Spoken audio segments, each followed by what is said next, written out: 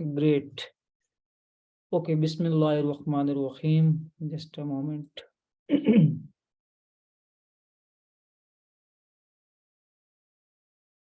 Okay, so for today lecture, actually I compiled 3 things. I will go, in a smooth way. So these are Yeah. not too much. These are not too much. But if you find like this is gonna too much, we will stop there. Okay. Yes. Okay. So we will learn today, inshallah, data binding. Okay. And activity life cycle, that is a very important topic. We need to Mhm. understand the points of activity. And Yes. recycler view is like whenever we have some list of items, list of user, list of anything, whenever we need to show a list in our Android, we need a recycler view. Okay, so I will give overview of recycler view, and maybe I will develop a small list of user. Okay. Okay, so let me go to the Android Studio. So I will create another branch, lesson 4.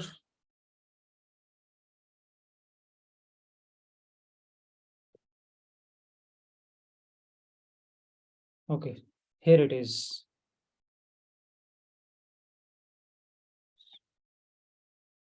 Okay, so you already know about view binding. Okay, and data binding. There are two concepts of binding a view with the XML. Okay, one approach is view Yes. binding that you already learned. The other is data binding. Okay, so the difference is, view binding is one way and data binding is two way. How? Okay, so for example, this is a splash activity. So with view binding, we can only use the binding over here and get the attributes of XML and do whatever we want to do. Okay. But Yeah. in data binding, we can also make decision in the XML file. Okay. Mm. Here, we can here bind the variables, we can here bind the data. So that is two way and view binding is one way. Okay. Mm. So you already know about the data binding, but now I'm gonna tell you about a data binding. Okay, so first of all, for the data binding, what you need. So exactly, first of all, we need to go to the build Gradle. There is view binding. We will enable data binding as well. Data Mm. binding too. Oh. After that, we need to sync.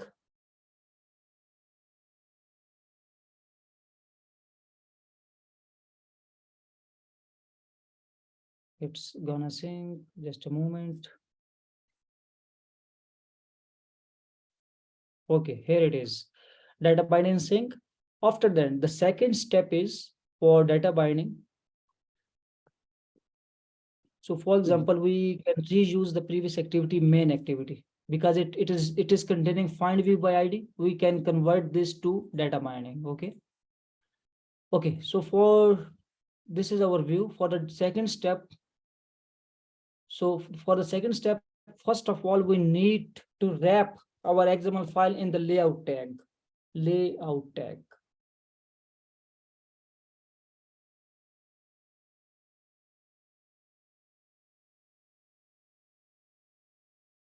Okay. This is the second step. First step is enable from the build Gradle. The second step is wrapping our XML in the layout tag. Okay. Now the third step, we will go to the main activity. When we wrap up a layout tag, it will auto generate a file with the name of activity main binding. Same like view binding. Okay. So the first step is to add layout inside the so include the activity inside it. Exactly. So the first step is in the build Gradle, make it enable true. Data binding. Yes. Then second step is go to the view that you want to bind. I mean, it's wrap your layout inside the layout tab. Mm. Okay. This is the second. And now the third step is when you make layout, when you wrap up, actually it will auto generated file for this layout. So for example, that file is private late init where binding. It is activity main binding. This is auto generated. Okay. It is also for both view binding and data binding. Okay. Then I will initialize the binding with this root. How? Binding is equal to data binding util, that is a class util dot set content view. I will pass the reference like this activity, and I will give the layout file or dot layout dot what activity underscore main. Okay. Then we don't need this. Now remove this. Okay. Now I don't need find view by ID. Okay. So this is, I mean, data binding do the job of view binding as well as is using the data expression in the XML file itself. Okay. So what I will do, I will like binding dot btn login. Okay. So right now, if I want many variables like button login dot set on click listener this, binding dot button register dot set on click listener this, instead of, again, because it's a binding same clause, so instead of this we can use this in this way like binding dot, we can use a scope function of Kotlin apply. This is for initialization. Okay. Now inside this binding will be applicable for all the controls. You should button simple button login dot set on click listener, button register dot set on click listener. Nice. Now I will remove this. It's concise. Okay. Then I will this main activity, this main activity. Cool. So now it's a simple, I mean, use data binding. This is do the job of view binding. Let me run the app.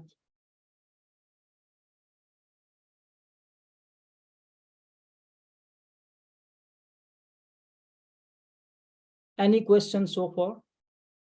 No, which mean we can apply multiple things inside the curly braces, huh? Exactly. I mean, now binding will use for all. Instead of doing with separately with everyone, we can use just like this button dot apply. It is apply with this. It is apply with this. Okay. Okay. So okay, here it is file. Now it will work for in this way. See, this is a login button and this is a register button. Okay. But This is one way. Sorry. but how we register the action here in this case? Because we Exactly. didn't link the button. It's already linked. This is I use a proof. This is already on click. On Previous. click. Yeah. So for on click, I just passed We the, have two methods. If we have two methods here, methods, if we how have two can methods. specify the name? First, if we have a method for View.id. I mean, every view have ID. Button login have ID. Button register have ID. Okay. We can do in two ways, like in this way, in one line for each.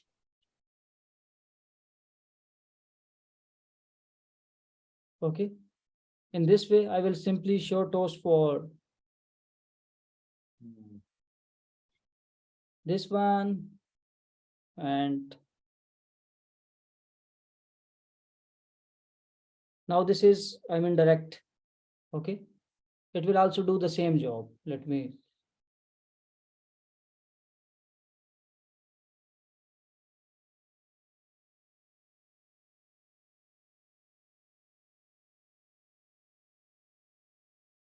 Okay, it will also do the same job. Okay, this is, but like if you have a lot of function, instead of doing right away, you can just Yeah. implement a built-in interface view.onClickListener with each views like this way.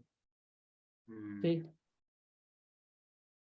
this, I mean, we will implement the interface in this activity, and also for this, we will implement the interface in this activity. Okay, and once we do this, it's all auto created. For example, yes, so for example, I will remove this. So it will save this need to implement members of OnClickListener. It is annotating. I will just hover and implement member. It implement the OnClick clause. Okay, after this, I will use when or switch.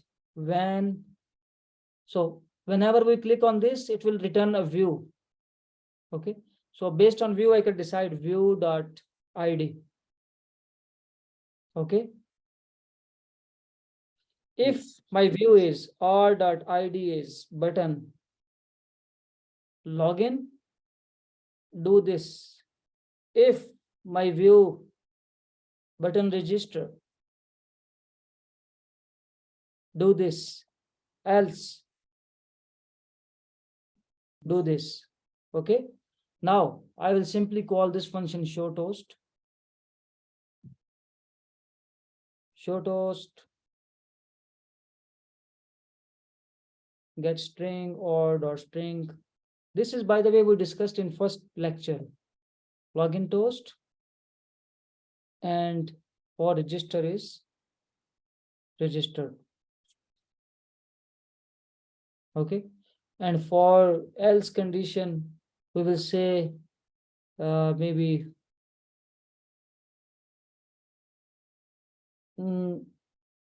nothing here. Okay, so this is the second way. Okay, now very important thing I'm telling you, please be attentive. So for example,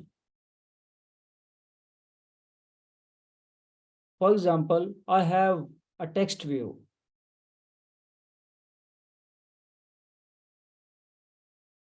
Sorry, a text view here. Maybe the name is TV, full name. Okay, so maybe we a little bit bold, text size maybe 28. Here it is, and I will remove. Okay, so now requirement is, if I have some model class, maybe user. Okay, I have model class, maybe user. New, a very important concept of data binding. New Kotlin class, I will name is user class. I need a data class. Okay. Okay, it is created data class. In Kotlin class registered like this, data class user. Now I will name two variables, first name, initialize empty, and another where last name, initialize. I need to give the type as well. It should be string. It should be string. Okay, in Kotlin, the data class looks like this. And when we have this primary constructor and we are passing variables, we don't need getter and setter like Java. It's auto-created data set. It's auto-created. Data class, what is the difference between normal class and data class? So normally we use data class for managing the data. Okay, and the other class for logics. I mean, for example, I have a student data. I'm getting from the remote, maybe the list of user. Okay, so for that I will use data class. But if I have some a logical, I mean, inside the thing, but normally we use data class in Kotlin. Okay, the other classes is for testing, JUnit testing. Okay, but mostly we use data classes. But for some logical things, we are using normal class, normal connected class. Okay, so maybe some I will cover in any other lecture for that thing, but mostly we use data class. Okay, so this is a data class that is responsible for data, and this is also a class that is responsible for activity. Okay, this is another control, this is another control. Okay, so they named this prefixes by data, so it's mean like this model class is managing some entities data. Got it? Okay, you got it or not yet? Yeah.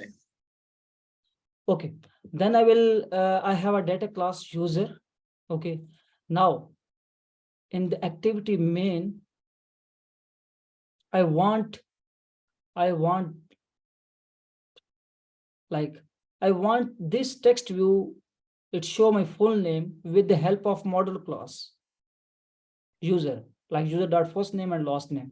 Okay, so I need to bind a data with this view. How I will do? I will in the layout tag, I will another use tag data. Okay, in the data, I will use a variable. I will name it any name, user. Okay, and I will give that class that I created, data class. Okay, form.pw, this is that class user. Okay, okay, I simply initialize give the variable over here, and then by using data binding expression, I will bind this variable to my text view. Okay, I will just add the rate brackets user dot first name, then I want some spaces in between two, and then I want user dot last name. Okay, also I can show default value for the UI.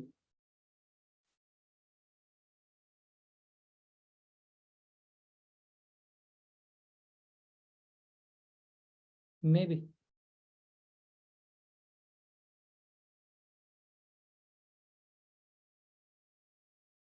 so this is a default value. This is just for the UI. Okay, now this is default value. For example, if I want to check like how my view will look like, I will this is the default value. This is not in the real, when it's running the activity, when it's running the device, it will not show.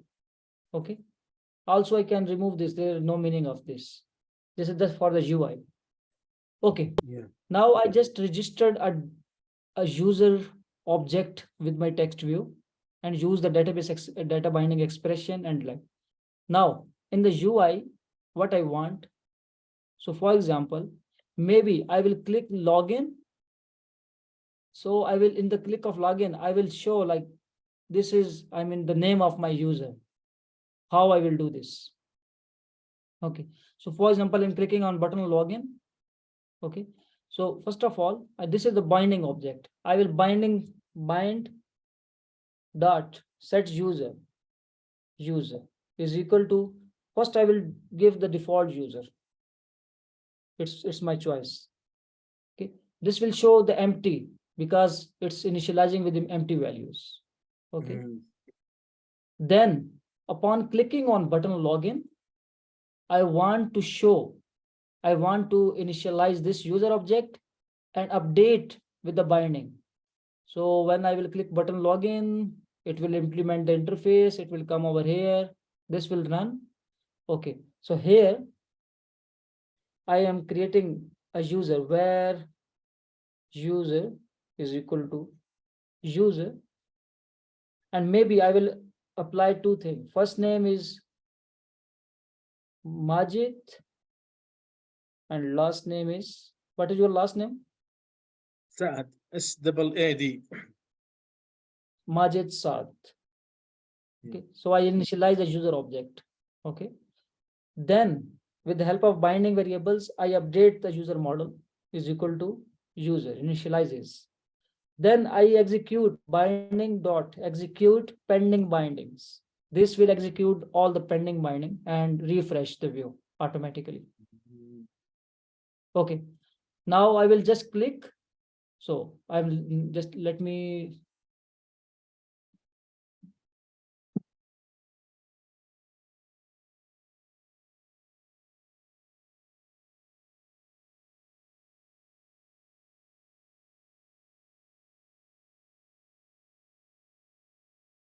Okay, so where?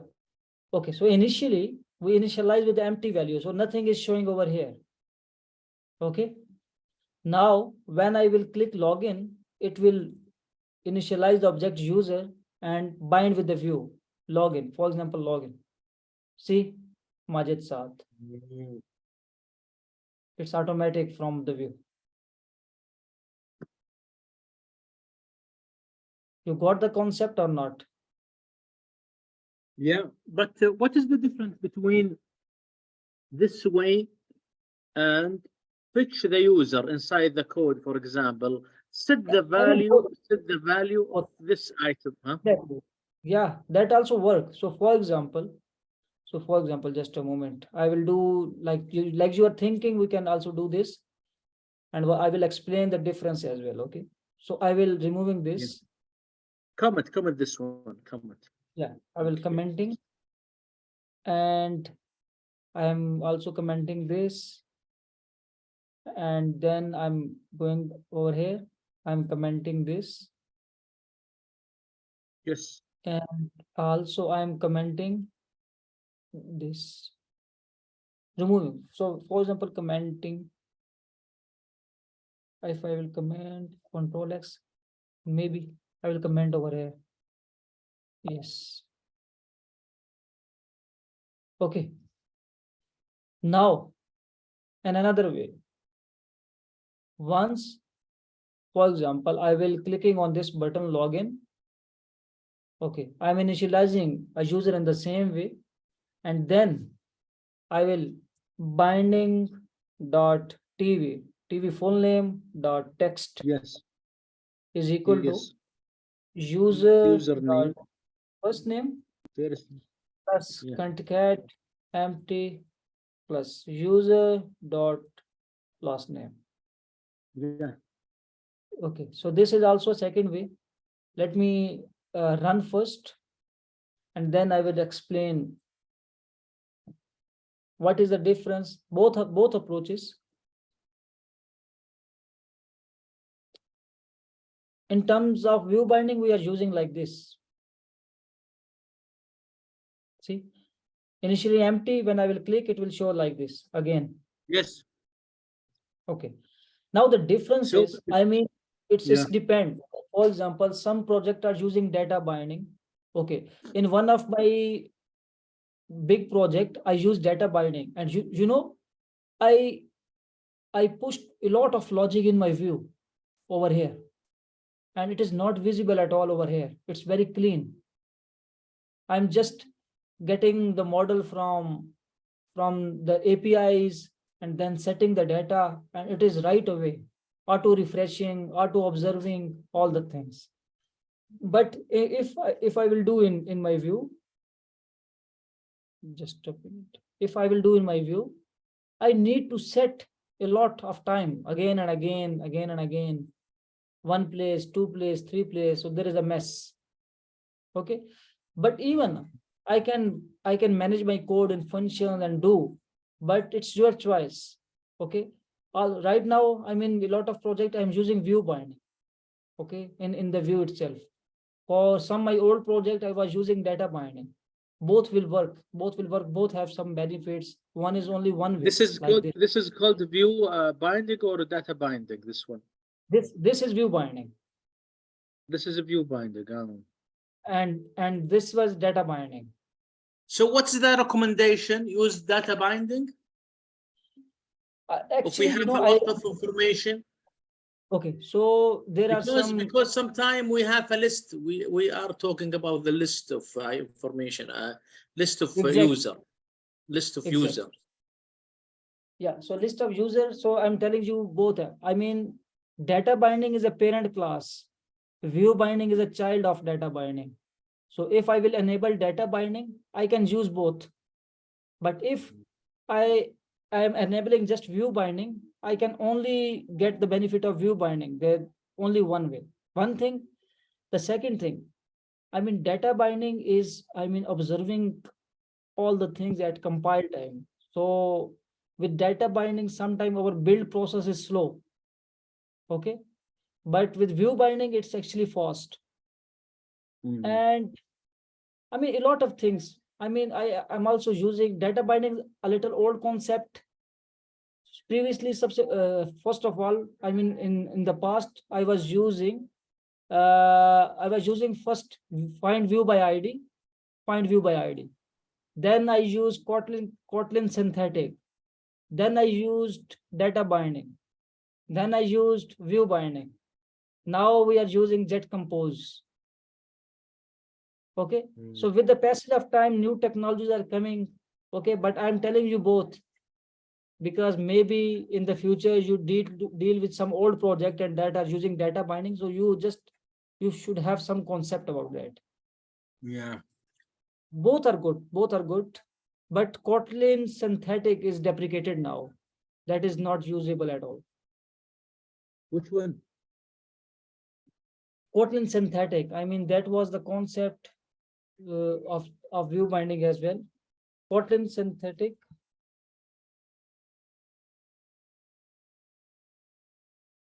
Yeah. Migrate from Kotlin synthetic to Jetpack view binding, because Kotlin synthetic is deprecated now. Okay. Synthetic now people are like what? Yeah, like sorry. Synthetic like okay. I mean, it's like we used to enable this, and then it was used like, I mean, there was no, just for example, called Kotlin synthetic was, we just need to give the import, and then we can use directly like button login, button register, all the things. There is no need of binding, initializing. Okay. That is deprecated. I mean, some way of binding the things. Okay. So I think you got the overview. I mean, the broad idea of data binding and view binding, right? Yes. Okay. Now I think we should move forward to the second concept. Activity lifecycle. This is very important, very, very important. Okay. So for example, this is my activity. Okay. So this is my activity. It has several methods, several override method that's belong to the life cycle of activity, like an onCreate. This is the first method. Whenever we are launching some activity, this is the first method that is creating the activity. Okay, same like this, there are other methods, like one method is on start. Okay, one method is like on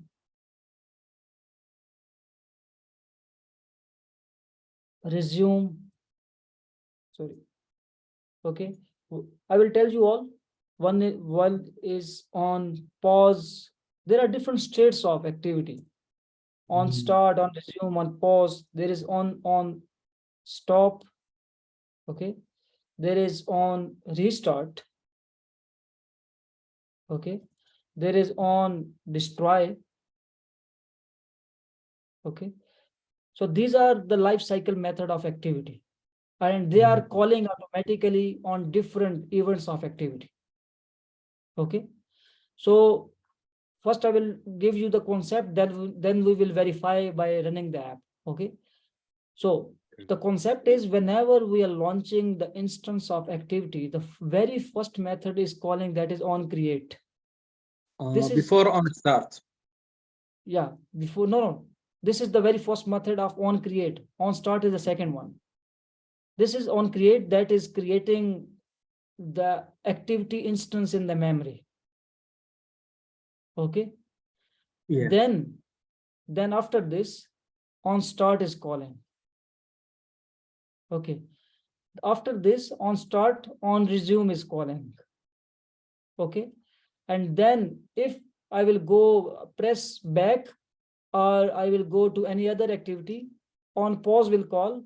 And then, I mean, if my screen is partially visible, onPause will call. If my screen is completely invisible, onStop will call. And then I will come back to my activity again. Okay, then on restart will call, and sorry, it onResume will call. Okay, and then if I am closing my activity completely, so onDestroy will call. Okay, now I'm adding logs. So it's checking the life cycle. Log tail. I'm adding the tag, I mean, for filtering my logs. Okay, this is a tag of main activity. Okay, then in onStart. Okay, then I'm adding log. I'm creating using the shortcut logd, LOGD, enter. It will auto create a method log. LOGD. This is best for fast coding. Okay, I am doing templates LOGD. Okay, now I added the log. I will check by running the activity, like how the events would call. There is a logcat. Where it is? Yes, here.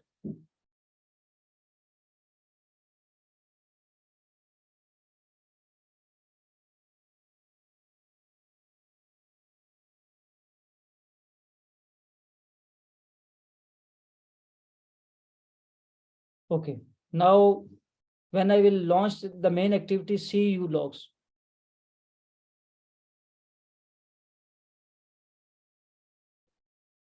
OnStart. Okay, actually I deleted, sorry.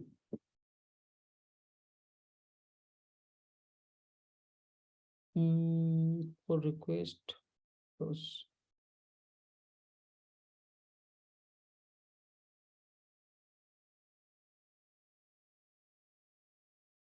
I will completely close now.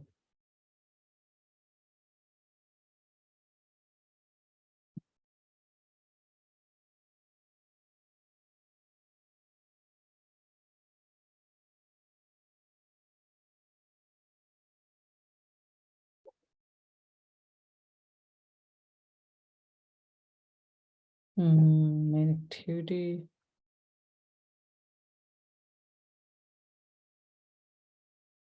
Why all logs are not showing? Just a moment. Yeah, I didn't add, so logged D for on restart, log pause. OnCreate. Yeah, on create, where it is. Yes, I didn't add for the on create. Okay. Now I need to run again.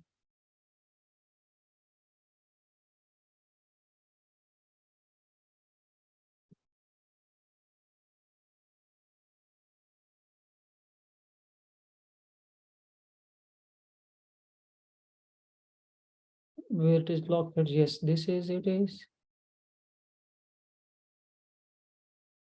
See, so first of all, when I launched the activity, main activity, which method is called? OnCreate. Okay.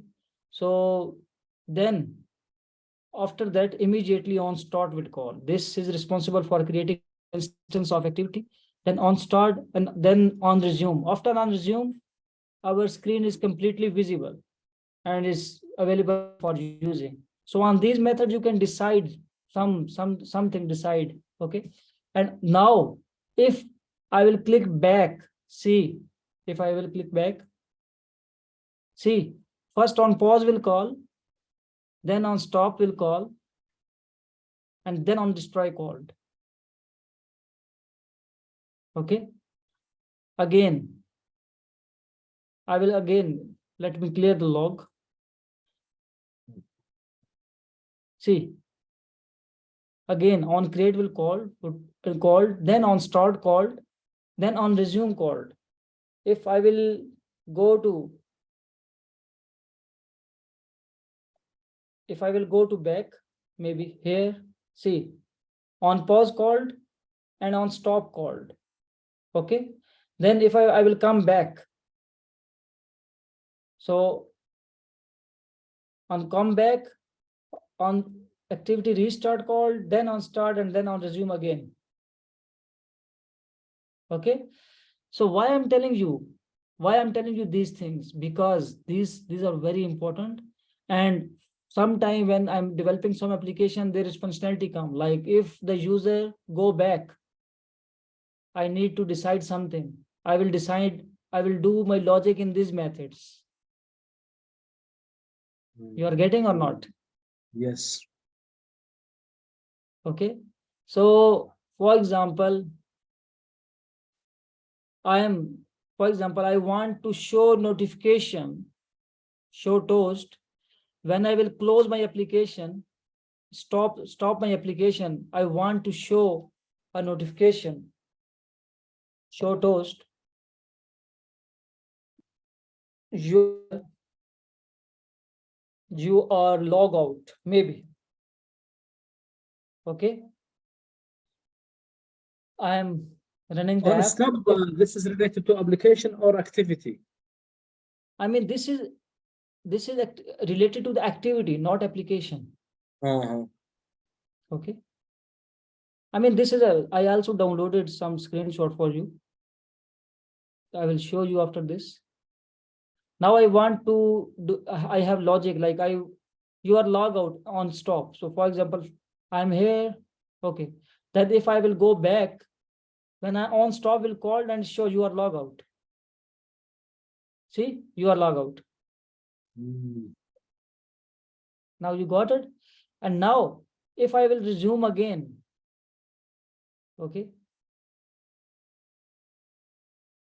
on resume or on start, I will show notification. You are login. Welcome.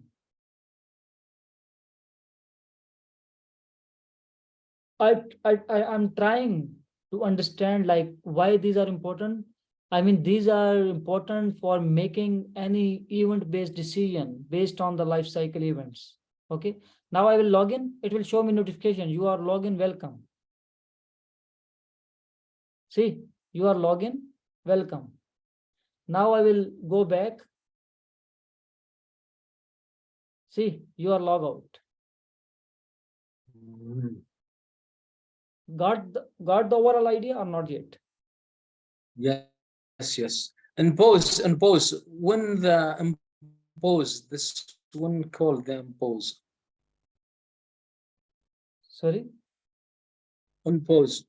On start. On pause. On pause. On post. On On pause. post. Pause. No, on pause. Pause the activity. Pause the activity. Up. Close the activity. Close, right? No, pause. This pause. Can you write? Line number 75. Line number 75. 75. On pause. Line On pause. 75. Yes. On pause. Yeah, pause. Okay. When we call this on pause, this one. On pause will call. So for example, I'm going back. Okay. So the first method would call on pause, then on stop. On stop would not call directly. First it is stopping the operation, then stopping, then first pausing, then stopping, and then destroying.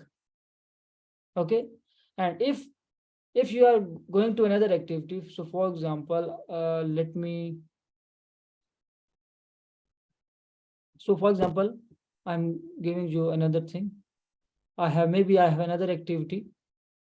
Activity name is empty activity user list activity.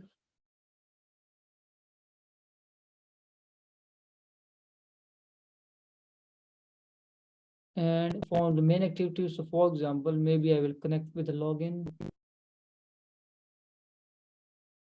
If I'm clicking on register, I will go to start activity, intent, application context,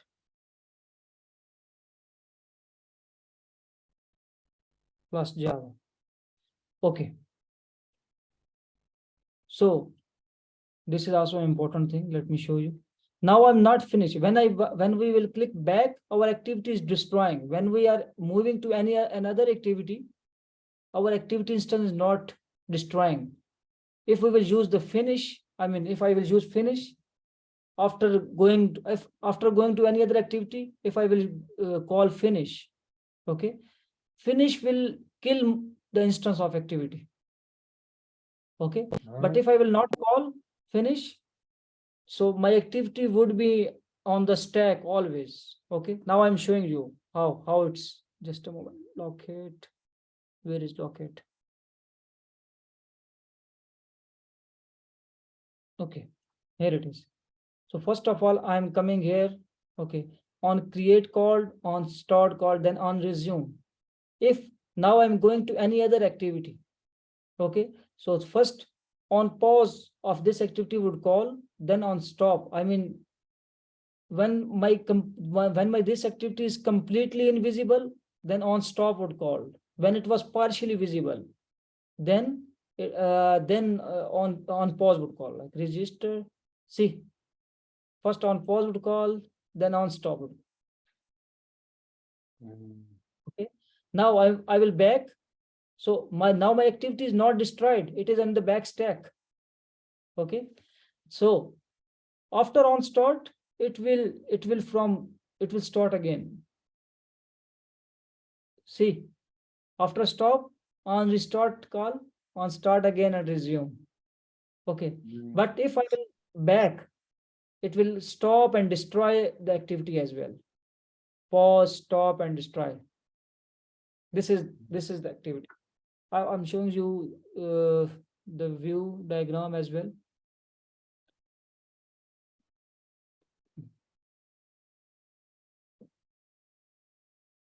Most of the common tasks will handle inside on start or on resume. destroy. Yes. You are right. Yes. Okay, this is the diagram. So if activity is launched, first method is called on create, then on start, then on resume. Okay, then activity is running completely. Okay, after, if another activity come into the foreground, come into the top of this, so for this activity on pause call, then activity is no longer visible. On stop would call, and then if user navigate to this activity again, so it will again call on restart, stop, and same process again. If the activity is finished, I will calling the finish, or press back, or press destroy the instance of application. On destroy would call activity shutdown. Got it? Yes. So this is interesting. You for today, I believe this is too much. Okay. Yes. So Too much. Could you please share this is me this? also a great topic. I will cover tomorrow, inshallah. Okay, this is a very good topic. So for today, I believe this is enough. Yes. Sure. Exactly. Yeah. Could you please? Yeah, record the stopping. Just me stop recording.